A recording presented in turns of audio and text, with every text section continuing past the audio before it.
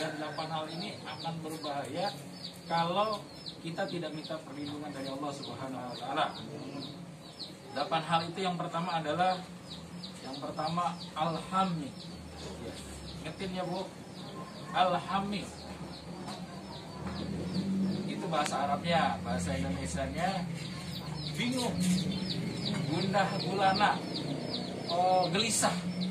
Ibu pernah ngalamin ini nggak? Sekarang lagi ngalamin nggak?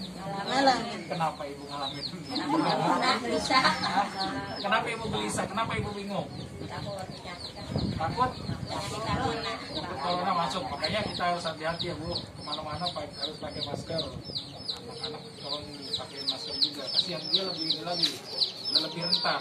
Yang lebih rentan itu anak-anak dan orang tua. Ya, Ibu udah tua atau masih muda? Nah, kita akan kedatangan satu hal tadi, bingung, gundah gelisah. Biasanya orang lagi kebingungan itu karena apa biasanya?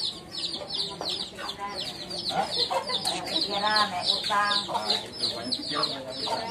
Nah ini temannya bingung, temannya bingung, hazan, hamil wal hazan, sedih. Jadi dia bingung dan sedih, gundah gulana sedih. Nah 2 hal ini biasanya orang yang sedang kedatangan musibah. Itu enggak, orang yang kedatangan musibah biasanya bingung, biasanya sedih. Ya, ada nggak orang yang dapat musibah sambil ketawa-ketawa? Itu udah gila berarti. Jadi orang bingung atau orang yang sedih itu, Hazan tadi sedih, pasti salah satunya karena ada musibah. Orang yang sedang musibah akan dilanda kebingungan.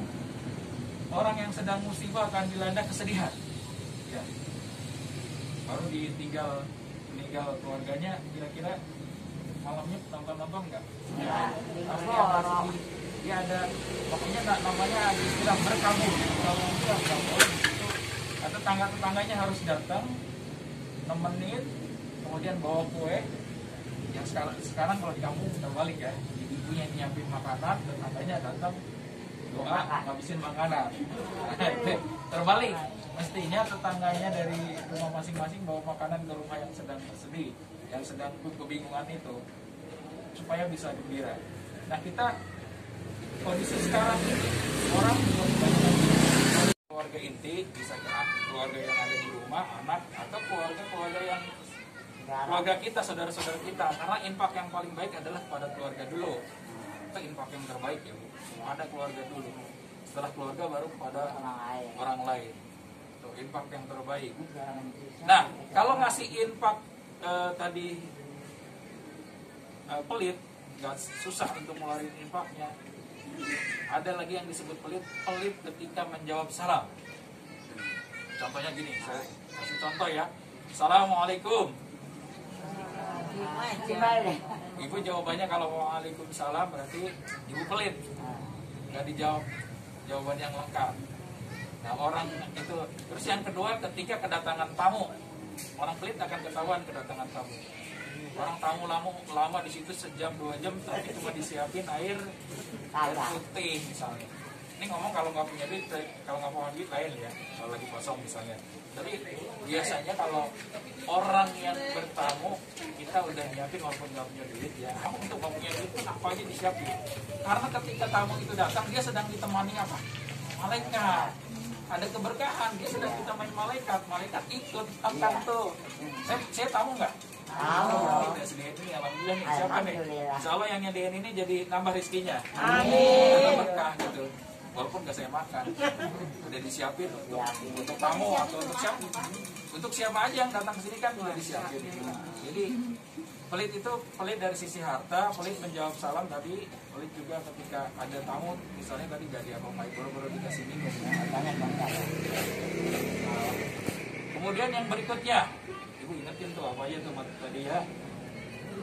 Azi, ya, al-azi itu lemah. Ini berhubungan dengan fisik.